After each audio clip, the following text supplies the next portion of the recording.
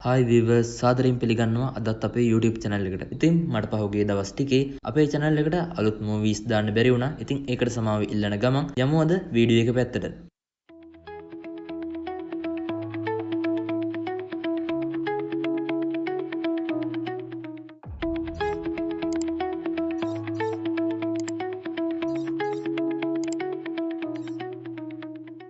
ඉතින් අද මම ගෙනාවේ මුලින්ම ගෙනාපු පල්ලේ ඝාතකයා සොයා යන අඳුරු ගමන කියන 2025 දී රිලීස් වුණු Wake Up Dead Man කියන සුපිරිම මූවි එකේ part 2 එක. ඉතින් පල්ලේ ඝාතකයා සොයා යන part 1 එක බලලා නැත්නම් ඒකත් බලලා එන්න කියලා මතක් කරන ගමන් යමු අද වීඩියෝ එකට. ඉතින් part 1 එක නතර කළේ මේ බෙන් ෆාදර් ජූඩ් එක්කන් ගිහිල්ලා එයාට කාර්යාලෙදී වෙච්ච හැමදේම ලියන්න කිව්ව තැනින්. ඉතින් එතනින් පස්සේ අපි කතාව නතර කළා. ඉතින් අපි එතන ඉඳන් part 2 එක පටන් ගමු. ඉතින් අපේ බෙන් ෆාදර් ජූඩ් එහෙම කිව්වට පස්සේ ෆාදර් ජූඩ් වෙච්ච හැමදේම අර කොලේ ලියනවා. ලියලා ඉවරනාට පස්සේ අපේ ෆාදර් ජූඩ් ඒ කොලේ ගිහිල්ලා බෙන්ට දෙනවා කියවන්න. ඉතින් බෙන් එක කියවුවට පස්සේ අපේ ෆාදර් ජූඩ්ගෙන් අහනවා ඔයා ෆාදර් ජෙෆර්සන් මැරෙන වෙලේ ඒ මැරුණු කුටියේ තිබිලා මොනවා හරි දෙයක් හොයාගත්තද කියලා. ඉතින් අපේ ෆාදර් ජූඩ් කියනවා ඒකේ තිබිලා මම අරක්කු බෝතලයක් හොයාගත්තා. ඒ හොයාගත් එක මං හැංගුවා. මොකද එයාව විශ්වාස කරන අය මේ පල්ලේ ඉන්නවා. ඉතින් ඒ කට්ටියගේ හිත රිද්දන එක නවත්තන්න කියලා. ඉතින් ඔහොම කිව්වට පස්සේ අපේ බෙන් නම් කියන්නේ ඒක මහා මෝඩ වැඩක්.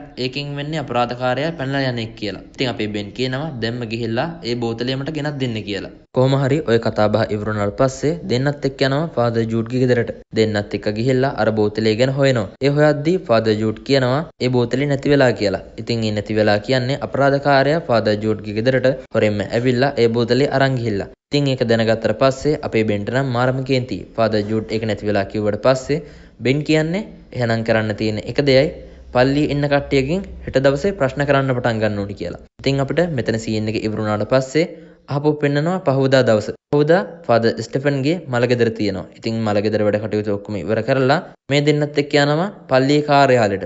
පල්ලියේ කාර්යාලයට ගිහිල්ලා අපේ ෆාදර් ජූඩ් කියන්නේ එතන ඉන්න කට්ටියට දැන් අපේ බෙන් ඔයාලගෙන් ප්‍රශ්න කීපයක් අහන්න යනවා. ඔය කට්ටිය මෙතන කලබල කරන්නේ නැතුව ඒවට උත්තර දෙන්න ඕනි කියලා. කොහොම හරි බෙන් මුලින්ම අහන්නේ එදා ෆාදර් ස්ටෙෆන් මැරෙන්න කලින් දවසේ පල්ලියේ කාර්යාලයේදී තිබ්බ රැස්වීමේදී මොනවද කතා කළේ කියලා. ඉතින් ඒකට අපේ ෆාදර් ජූඩ් එන්න හදද්දී ෆාදර් ස්ටෙෆන් අපේ ෆාදර් ජූඩ්ට ගහලා පැන්නුවා. ඉතින් අපේ බෙන් අහන්නේ එදා ෆාදර් ස්ටෙෆන් ඒ විදිහට හැසිරුණේ ඇයි කියලා. ඉතින් ඒ කට්ටිය මොකක්වත් කියන්නේ නැහැ.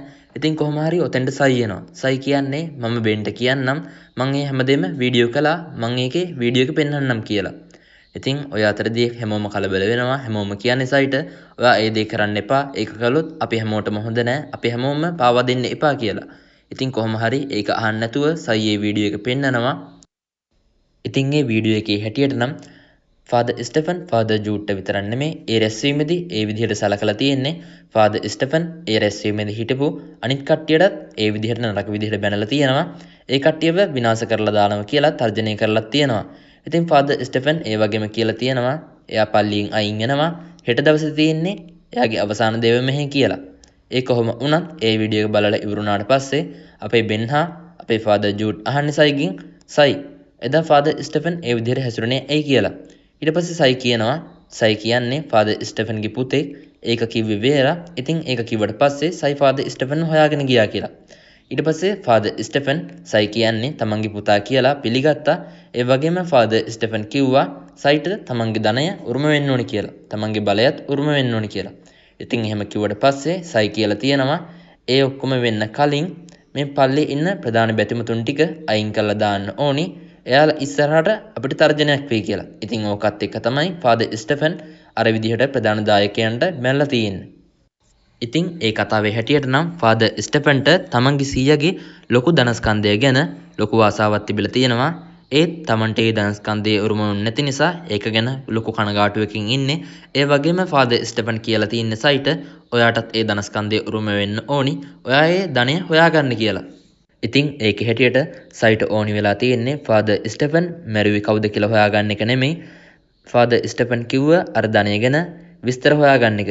ඒ කොහොම වුණත් සයි පෙන්නපු දේවල් එක්ක අපේ බෙන්ට හා ෆාදර් ජූඩ්ට ඉස්සරහට යන්න ලොකු සපෝට් එකක් ලැබෙනවා. ඉතින් සයි එතනින් ගියාට පස්සේ අපේ ෆාදර් ජූඩ් සහ බෙන් පොඩි දෙයක් හොයාගන්නවා. ඒ තමයි ෆාදර් ස්ටෙෆන්ගේ මිනිය දාන්න මිනි පෙට්ටිය ඕඩර් කරලා තියෙන්නේ ෆාදර් ස්ටෙෆන් මැරෙන්න කලින්. ඒ ෆාදර් ස්ටෙෆන් විසින්මයි ඉතින් ඒ කොහොම වුණත් ඒක ගැන විස්තර දැනගන්න අපේ ෆාදර් ජූඩ් කරන්නේ මිනි පෙට්ටිය ගෙනාපු කඩේට කෝල්ලයක් දීලා කතා කරලා බලනවා. ඉතින් ඒකින්නේ ලුයිස් කියන ගෑනු ළමයා කියන්නේ ගෑනු කෙනා කියන්නේ මෙහෙමයි පොඩි ප්‍රශ්නයක් වුණා. එයාගේ අම්මා දැන් ඉස්පිරිතාලේ ඉන්නේ. එයාට අසනීපයි. ඒක නිසා එයා කියන්නේ ෆාදර් ජූඩ් ඔයාට පුළුවන්ද මගේ අම්මා වෙනුවෙන් මං වෙනුවෙන් යාඥා කරන්න කියලා. ඉතින් ඕකත් කිව්වට පස්සේ අපේ ෆාදර් ජූඩ්ට මේ අපරාධය ගැන හොයන එක නවත්තලා පල්ලියට යන්න සිද්ධ වෙනවා. ලුයිස් කියන ගෑනු කෙනා වෙනුවෙන් යාඥා කරන්න. ඉතින් ඒ කොහොම වුණත් අපේ බෙන්නම් ඒ වැඩේට එච්චර කැමති නෑ. බෙන් කියන්නේ ඔයා දැම්ම ඔය පිස්සුව නවත්තලා මේ අපරාධකාරයා ගැන හොයන්න උදව් වෙන්න ඕනි කියලා. ඉතින් අපේ ෆාදර් ජූඩ් කියන්නේ එයා දැනටමත් වැරදිකාරයා වෙලා ඉවරයි. ඉතින් තවත් මේ අපරාධය ගැන හොයලා වැඩක් නෑ. මේක ගැන සාක්ෂි හම්බෙන්නේ නෑ. අපරාධකාරයා දැනටමත් පැනලා ගිහිල්ලා ඇති. ඒක නිසා මට පල්ලියට යන්න වෙනවා ලුයිස් වෙනුවෙන් යාඥා කරන්න කියලා. ඉතින් ඔය අතරතුරේදී පොලිසිය එනවා පල්ලිය පැත්තට. ඉතින් බෙන් කියන්නේ ෆාදර් ජූඩ්ට ඔයා දැන් පල්ලියේ හිටියොත් එහෙම ඔයාට යාඥා කරනවා වෙනුවට පොලිසියත් එක්ක යන්න වෙනවා. මොකද ඔයාට දැන් දවසක් ගෙවිලා තියෙන්නේ. ඔයා දැන් අපරාධකාරයෙක් නිසා සැකකාරයෙක් නිසා ඔයාට පොලිසියත් එක්ක යන්න වෙනවා. ඔයාව අත්අඩංගුවට ගනී කියලා. ඒක නිසා ෆාදර් ජූඩ්ට කියන්නේ ඔයා දැම්ම මේ පල්ලියෙන් යන්න මම පොලිසියව ආයෙ හරවලා යවන්නම් කියලා. ඉතින් බෙන් කියන දේ අහලා ෆාදර් ජූඩ් එතනින් කැලේ පැත්තට යනවා. ඉතින් පොලිසිය පල්ලිය ඇතුළට ඇවිල්ලා බෙන්ගෙන් අහන්නේ කෝ ෆාදර් ජූඩ් එයාගේ කාලය ඉවරයි. එයාට ඔප්පු කරගන්න බැරි වුණා එයා අපරාධකාරයා නෙමෙයි කියලා. ඉතින් අපි දැන් දන්නවා ඇත්තම අපරාධකාරයා කවුද කියලා. ඒ තමයි ෆාදර් ජූඩ්. ඔයා ඒක අපෙන් හැංගුවා. අපිට දැන් කරන්න දෙයක් නැහැ. එයාව බේරගන්න බෑ. ඒක නිසා අපි ෆාදර් ජූඩ්ව අත්අඩංගුවට ගන්න ඕනි. ඒක නිසා එයා කෝ කියලා අහනවා. බෙන් කියන්නේ ෆාදර් ජූඩ් ඉන්න තැන මන් දන්නෙත් නෑ. මාත් මේ ෆාදර් ජූඩ්ව තමයි හොයන්නේ කියලා. ඉතින් එහෙම කිව්වට පස්සේ පොලිසිය යනවා ආයෙ හැරිලා. ඉතින් මං කිව්වනේ අපේ ෆාදර් ජූඩ් පොලිසිය එනවා දැක්කට පස්සේ බෙන් කිව්ව දේ අහලා කැලේ පැත්තට යනවා. ඒ යනකොට ෆාදර් ජූඩ් දකිනවා අපේ සෑම් ෆාදර් ස්ටෙෆන්ගේ සොහොන් කොත ගාවට වෙලා සොහොන් කොත දිහා බලාගෙන ඉන්නවා. ඉතින් අපේ ෆාදර් ජූඩ් කරන්නේ එතෙන්ට වෙලා සෑම් කරන දේ බලාගෙන ඉන්නවා. ටික වෙලාවක් යද්දී සොහොන් කොතේ දොර ඇරෙනවා. ඒ දොර ඇරිලා සොහොන් කොත ඇතුලෙන් ෆාදර් ස්ටෙෆන් ආයෙත් සැරයක් එනවා. ඉතින් ෆාදර් ස්ටෙෆන් කලින් මැරිලානේ හිටියේ. ඉතින් කොහොම හරි ෆාදර් ස්ටෙෆන් මෙතෙන්දී සොහොන් කොතේ දොර අරගෙන එනවා. ෆාදර් ස්ටෙෆන් එහෙම එළියට ආවට පස්සේ එයා කෙලින්ම කරන්නේ සෑම්ගේ පැත්තට යනවා. ඉතින් අපේ ෆාදර් ජූඩ් සෑම්ව බේරගන්න කියලා හිතාගෙන සෑම්ගේ පැත්තට දුවගෙන ගිහිල්ලා පඳුරක් අස්සට රිංගනවා. ඒ රිංගද්දිම අපේ ෆාදර් ජූඩ්ට හොඳ පාරක් වදිනවා. ඒ වැදුනට පස්සේ අපේ ෆාදර් ජූඩ්ව එතනම කලන්ත දාලා වැටෙනවා. ඉතින් ඒ වැටිලා ඉවරලා ෆාදර් ජූඩ් අහපුව නැගිටලා බලද්දී එතන සෑම් නෑ. එතන ඉන්නේ ෆාදර් ස්ටෙෆන් විතරයි. ඉතින් අපේ ෆාදර් ජූඩ්ගේ අතේ පිහියක් තියෙනවා. ෆාදර් ජූඩ් කරන්නේ කෙලින්ම ෆාදර් ස්ටෙෆන්ට අයින්න හදන එක. කොහොම හරි ඒ අයින්න හදලි වෙලා ආපහු සැරයක් ෆාදර් ජූඩ්ට සිහිය නැති වෙනවා. ඒ සිහිය නැති වෙලා ඉන්නද්දී ෆාදර් ජූඩ් ආපහු සැරයක් එකපාරටම නැගිටිනවා. ඒ නැගිටිද්දී ෆාදර් ජූඩ් දකින්නේ එයාගේ අතේ තිබ්බ පිහිය කෙලින්ම තියෙන්නේ සෑම්ගේ පපුවේ. ඉතින් එයා ඒකට බය වෙලා එතනින් දුවනවා. ඒ දුවනවත් එක්කම ෆාදර් ජූඩ්ට ඉන්න කියලා බෙන් එනවා එතෙන්ට. එහෙම බෙන් ආවට පස්සේ බෙන්ගේ පිටිපස්සෙන් පොලිසියත් එනවා. පොලිසිය ඇවිල්ලා කියන්නේ ෆාදර් ස්ටෙෆන් විද්‍යාවට අනුව නම් මැරිලා හිටියේ. ඉතින් එයාට පණ කොහොමද කියලා. බෙන් කියනවා ඒක නම් මමත් දන්නේ නැහැ. ඒ වුණාට දැන් ෆාදර් ස්ටෙෆන් මෙතන නැහැ කියලා. ඒ කොහොම වුණත් ඔතෙන්ට මාර්තා එනවා. මාර්තා නම් කියන්නේ මේක ආශ්චර්යයක්. ෆාදර් ස්ටෙෆන්ට නැවත පණ ලබා දීලා තියෙන්නේ ආශ්චර්යයකින්. ඉතින් ඒක මාරම දෙයක් කියලා. ඒ කොහොම වුණත් මාර්තාට කියනවා සෑම් මැරිලා කියලා. ඊට පස්සේ මාර්තා සෑම් ගැන දුක් වෙනවා.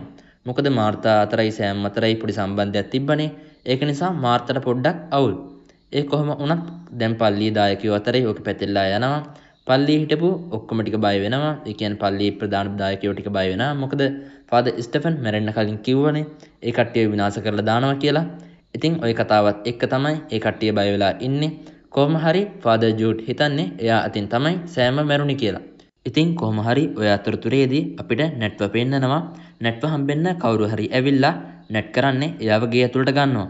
ඉතින් කොහොම හරි බෙන් සහ අර පොලිස් නිලධාරණිය යනවා පොලිසියට ගිහිල්ලා මේ දෙන්නත් එක්ක CCTV පරීක්ෂා කරලා බලනවා. ඒ බලද්දී මේ දෙන්න තීරුම් ගන්නවා ෆාදර් ජූඩ් තමයි සෑම මරලා තියෙන්නේ කියලා. ඒ කොහොම වුණත් පොලිසිය කෙනා නම් කියන්නේ ෆාදර් ජූඩ්ව හොයලා දෙන්න. ෆාදර් ජූඩ් ඉන්න තැන ඔයා දන්නවා. ඔයා මට කියන්න කියලා. ඉතින් බෙන් කියන්නේ ෆාදර් ජූඩ් ඉන්න තැනක් මන් දන්නේ නැහැ. පුළුවන් නම් මටත් හොයලා දෙන්න කියලා. ඒ කොහොම වුණත් ෆාදර් ජූඩ් හිතන් ඉන්නේ සෑම් මැරුණේ එයාටින් කියලානේ. ඉතින් එයා ඒක නිසා පොලිසියට බාර වෙන්න කියලා හිතාගෙන පොලිසිය පැත්තට එනවා. ඒ එද්දි අපේ බෙන් ෆාදර් ජූඩ්ව දකිනවා. දැකලා බෙන් කරන්නේ ෆාදර් ජූඩ්ව බේරලා එතනින් අරන් යන එක. එහෙම එක්කන් ගියාට පස්සේ බෙන් කියන්නේ ඔයා නෙමෙයි අපරාධකාරයා. අපි නැට්ව බේර ගන්න ඕනි. දැන් පරක්කු වැඩිද දන්නේ කියලා. කොහොම හරි දෙන්නත් එක්ක කෙලින්ම යනවා නැට්ගේ ගෙදරට. නැට්ගේ ගෙදරට ගිහිල්ලා බලද්දි නැට්ගේ ගෙදර විනාශ කරලා දාලා මේ දෙන්නත් එක්ක නැට්ගේ ගෙදර තියෙන බංකරයකට බහිනවා. ඒ බහැලා බලද්දි මේ දෙන්න දකින්නේ ඒ බංකරේ තියෙන බාත් ටබ් එකක් ළඟ ෆාදර් ස්ටෙෆන්ගේ මිනිහ තියෙනවා. ඉතින් මේ බංකරේ මාරම ගඳයි. ඉතින් ෆාදර් ස්ටෙෆන්ගේ මිනිහ දිහාට අපේ බෙන් යනවා. බෙන් ගිහිල්ලා ඉවරලා ඒ බාත් ටබ් එක දිහා බලනකොට බාත් ටබ් එකේ කොළපාට ද්‍රාවණයක් තියෙනවා. ඉතින් අපේ බෙන් කරන්නේ ඒ කොළපාට ද්‍රාවණය සම්පූර්ණයෙන්ම හිස් කරලා දානවා. ඊට පස්සේ අපේ බෙන් සහ ෆාදර් ජූඩ් දකිනවා අපේ නැට්ගේ මුද්ද දාගෙන ඉන්න මිනිහක් ඒ බාත් ටබ් එක ඇතුලේ ඉන්නවා. කොහොම හරි මේ දෙන්න ඒ මුද්දෙන් දැනගන්නවා මේ බාත් ටබ් එක ඇතුලේ මැරලා ඉන්නේ නැට් කියලා. කොහොම හරි ඒ වෙනකොටත් එයාව දිය වෙලා ගිහිල්ලා එයාගේ ඇටකටු ටික විතරයි ඉතුරු වෙලා තියෙන්නේ. ඊට පස්සේ අපේ බෙන් පොලිසියට කතා කරලා කියන්නේ මෙතන මිනි දෙකක් තියෙනවා. ෆාදර් ජූඩ් මෙතන ඉන්නවා. ඔයාලා මෙහෙට එන්න කියලා. ඉතින් ඒක කිව්වට පස්සේ අපේ බෙන් කියන්නේ ඔයා දැන් නිදහස්. ඔයාව නිදහස් කරගත්ත හැකි කියලා. ඉතින් ෆාදර් ජූඩ් කියන්නේ නෑ මං සෑම්ව මැරුවා. ඒක නිසා ඒකේ වැරද්ද මට බාරයි. මං ගිහිල්ලා බාර වෙන්න ඕනි කියලා. ඉතින් එහෙම කියලා එයා ආපහු යනවා. ඒ ගිහිල්ලා අපිට පහවදා උදේ පෙන්නනවා. උදේ ආපහු ෆාදර් ජූඩ් පල්ලියට යනවා. පල්ලියට ගිහිල්ලා ඉවරලා එයා කියන්නේ පොලිසියට කතා කරන්න ෆාදර් ජූඩ් ඇවිල්ලා ඉන්න බාර වෙන්න කියලා. ඉතින් එහෙම කිව්වට පස්සේ පොලිසියත් එතෙන්ට එනවා. ප්‍රධාන දායකයොත් එතෙන්ට එනවා. කට්ටියම රැස් වෙලා ඉන්නේ ෆාදර් ජූඩ්ගේ පාපෝච්චාරණය අහන්න. කොහොම හරි අපේ ෆාදර් ජූඩ් පාපෝච්චාරණය කරන්න හදද්දිම අපේ බෙන් කරන්නේ මැද්දට පැනලා පියානෝව ගහනවා. පියානෝව ගහලා බෙන් කියන්නේ ෆාදර් ජූඩ්ට ඔයා පාපෝච්චාරණය කරන්න ඕනේ නෑ වෙච්ච හැමදේම මං කියන්නම් කියලා. ඉතින් ඒ කිව්වට පස්සේ පොලිසිය කෙනා නම් කියන්නේ බෙන්ට ඔයා පැත්තකට වෙලා ඉන්න ෆාදර් ජූඩ් වෙච්ච හැමදේම කියයි කියලා. ඉතින් බෙන් පස්සේ හැමෝම එකක කරගන්නවා එයාගේ කතාව අහගන්න. ඊට පස්සේ බෙන් කියන්න පටන් ගන්නවා වෙච්ච හැම දෙයක් ගැනම. බෙන් නම් කියන්නේ අපේ ෆාදර් ජූඩ් නෙමෙයි ෆාදර් ස්ටෙෆන්ව මැරුවේ. මෙහි ඉන්න වෛද්‍යවරයා ඒ කියන්නේ පල්ලියේ ඉන්න නැට් තමයි අපේ ෆාදර් ස්ටෙෆන්ව මරලා තියෙන්නේ. ඒ කොහොමද කියනවා නම් ෆාදර් ස්ටෙෆන්ට එදා අන්තිම දේව මෙහෙදී පොඩි මහන්සියක් දැනෙනවා. එයා ඒ මහන්සිය නිවා ගන්න වේදිකාවේ අර පැත්තෙන් තියෙන කුටියට යනවා. කුටියට ගිහිල්ලා එයාගේ සුපුරුදු වැඩක් විදිහට එයා ඒ කුටිය හංගලා තියෙන පොඩි පැතලි බෝතලයකින් වයින් එකක් පානය කරනවා. ඒ පානය කරලි වෙලා එයා පොඩ්ඩක් මහන්සිය නිවාගෙන අහපොසරයක් වේදිකාවට එනවා. ඉතින් වෙනද වගේමත් අන්තිම දේව මෙහෙදී ෆාදර් ස්ටෙෆන් එතෙන්ට ගියා. එතෙන්ට ගිහිල්ලා වෙලා පැතලි බෝතලය අරගෙන එයා ඒක බිව්වා. හැබැයි ඒකේ දා වයින් වෙනුවට තිබ්බේ බේත් වගේ මිශ්‍ර කළා. ඒක මිශ්‍ර කරලා තියෙනෙත් නැට්. ඉතින් ඒක බිව්වට පස්සේ අපේ ෆාදර් ස්ටෙෆන් සිහි නැතුව වැටුණා. ඉතින් එතෙන්දි ලෝහ සද්දයක් ඇහුණාට කට්ටියටම. ඒ ලෝහ සද්දය තමයි අර පැතලි බෝතලෙන් ඇහුනේ. ඉතින් කොහොම හරි අපේ ෆාදර් ජූඩ් එතෙන්ට ගියා. පැතලි බෝතලය දැක්කා. එයා ශනිකවම කරේ පැතලි බෝතලය දුර අස්සේ හැංගුවා. එහෙම හැංගුවට පස්සේ ටික වෙලාවක් යද්දි පල්ලියේ එවෙල හිටිය හැමෝම එතනට රැස් වෙන්න පටන් ගන්නවා.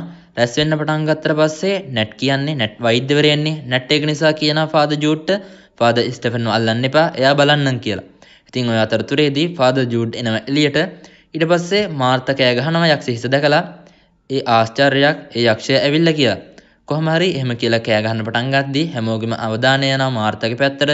ඔය අතරතුරේදී නැට් කරන්නේ එයා ගත්තේ තිබ්බ පිහියකින් ෆාදර් ස්ටෙෆන්ගේ පිටට අයින් එක. ඔයාලට මතකද පාර්ට් 1 එකේදී බෙනුයි අපේ ෆාදර් ජෝඩුයි බාරකට ගිහිල්ලා අර නැති වෙච්ච යක්ෂ හිසවල් ගැන හෙව්වා. එතෙන්දි බාරකේ මිනිස්සු කිව්වේ මේ වගේ හිසවල් නම් තියෙනවා. හැබැයි රතු පාට ඒව නැහැ කියලා. මේකේ රතු පාට තීන්ත කාලා තියෙන්නේ කියලා. ඉතින් ඔහොම කිව්වට පස්සේ අපේ බෙන් බාරකේ මිනිස්සයා දුන්න ෆොටෝ එකක් අරගෙන එහාට මෙහාට පෙරලි බැලුවානේ. ඉතින් ඒ බල්ලා තියෙන්නේ වෙන මොකුත් නෙමෙයි. ඒ බල්ලා තියෙන්නේ එක වගේම යක්ෂ හිසවල් දෙකක් එදා නැති වෙලා තියෙනවා. ඉතින් ඒ කියන්නේ ජූඩ් විතරක් නෙමෙයි එතනින් යක්ෂ හිසක් ගලවගෙන තියෙන්නේ. නැටුත් එතනින් යක්ෂ හිසක් ගලවගෙන තියෙනවා. ඉතින් ඕක තමයි බෙන් එදා ෆාදර් ජූඩ්ට පෙන්නලා තියෙන්නේ. හැබැයි ෆාදර් ජූඩ් ඒක දැක්කේ නැහැ.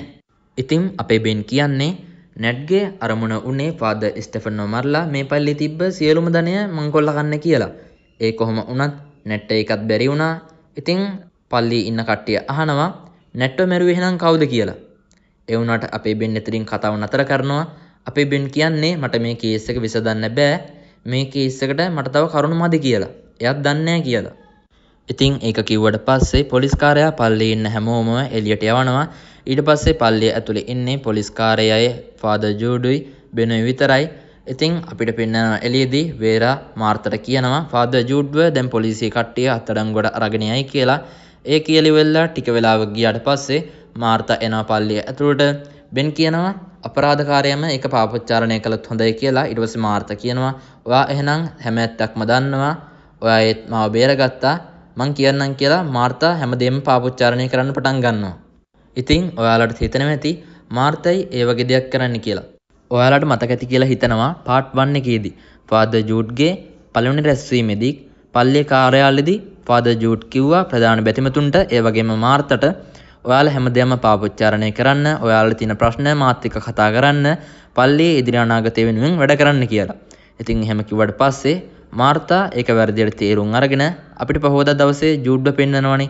ජූඩ් දකිනවා පල්ලි පාපොච්චාරණය කරන කුටියෙන් මාර්තයි ෆාදර් ස්ටෙෆනුයි එළියට එනවා. ඉතින් ජූඩ් එතන හිතන්නේ මාර්තයි ස්ටෙෆනුයි අතරත් මොකක් හරි සම්බන්ධයක් ඇති කියලා. ඒත් එදා මාර්තා කරලා තියෙන්නේ ෆාදර් ස්ටෙෆන්ට එයාගේ නැති වුණේ සීයාගේ සියලුම ධනස්කන්ධය ගැන රහස් ඔක්කොම හෙළි කරපු එක.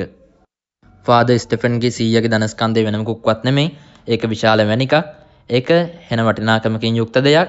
ඉතින් ෆාදර් ස්ටෙෆන්ගේ සීයා ඒක අන්තිම දවසේදී ගිලලා එයා ඒකත් එක්ක තමයි මැරිලා තියෙන්නේ. ඉතින් එහෙම මැරුණාට පස්සේ එයාව සොහන් කොතේ වලල්ලා තියෙනවා. ඒ වැල්ලුවට පස්සේ අපේ ෆාදර් ස්ටෙෆන්ට උමනාවක් වෙලා තියෙනවා සොහන් කොත ඇතුළට යන්න. ඉතින් එයා ඒකට උපක්‍රමයක් යොදලා තියෙනවා. ඒ තමයි එයා මැරුණා වගේ රඟපාලා සොහන් කොත ඇතුළට ගිහිල්ලා ආපහු සැරයක් සොහන් කොතේ දොර අරගෙන අර මැණිකත් අරගෙන එළියට එන එක. ඉතින් ඕක ෆාදර් ස්ටෙෆන් මාර්තාටත් කියලා තියෙනවා. මාර්තා ඕක උපක්‍රමයක් කරගෙන. එදා ෆාදර් ස්ටෙෆන් අන්තිම දේව මෙහෙය පවත්වන්න කලින් දවසේ රෑ පල්ලියේ කාර්යාලයේදී රැස්වීමක් තිබ්බනේ. ඒ රැස්වීමේදී ෆාදර් ස්ටෙෆන් හැමෝටම බැන්නා. එතෙන්දී මාර්තාටත් බැන්නා. හැමෝම විනාශ කරනවා කියලා. ඒ වගේම එයා කිව්වා මේ පල්ලියේ තියෙන හැම ධනයක්ම එයාගේ පුතා සයිට දෙනවා කියලා. එයා මේ පල්ලිය දාලා යනවා කියලා. එහෙම කිව්වට පස්සේ මාර්තා කරලා තියෙන්නේ නැට් එක එකතු වෙලා ෆාදර් ස්ටෙෆන්ව මරන්න සැලසුම් කරලා. ඉතින් ඒකේ හැම සැලසුමක්ම හදලා තියෙන්නේ මාර්තා ඒකට නැට්වයි සෑම්වයි සම්බන්ධ කරගෙන. මොකද සෑම්යි මාර්තායි අතරේ පොඩි සම්බන්ධයක් තිබ්බනේ. ඒක නිසා එහෙම සම්බන්ධ කරගෙන ඒ කොහොම වුණත් මේකද මේ කට්ටිය සැලසුම් කරලා තියෙන්නේ ෆාදර් ස්ටෙෆන් මැරුණානේ. ඉතින් එයාගේ මිනිහ සොහන් කොත ඇතුලේ වලලන්න ඕනි. ඒ මිනිහ වෙනුවට සෑම්ව මිනිහකට අන්දලා සොහන් කොත ඇතුලට යවනවා. එහෙම යවල ඉවරලා නැට් යනවා සොහන් කොත ගාවට රෑ. ඊට පස්සේ සෑම් අහපෝ සොහන් කොතේ දොර අරගෙන ෆාදර් ස්ටෙෆන් විදිහට සොහන් කොතෙන් එළියට එනවා. ඊට පස්සේ ඒක නිකන් ෆාදර් ස්ටෙෆන්ගේ සැලසුමටත් සමානයි. ඒක නිසා අහුවෙන්නේ නැහැ.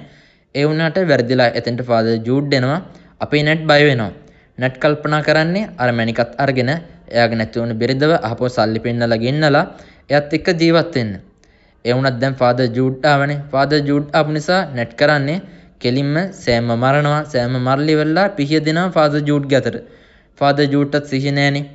එවෙලේ අපිට පෙන්නේ ෆාදර් ජූඩ් බය වෙලා හිටපු නිසා ෆාදර් ජූඩ් දැකපු හීනයක් වගේ දෙයක්. කොහොම හරි ඇත්තටම එදා නැට් තමයි සෑම්ව මරලා තියෙන්නේ.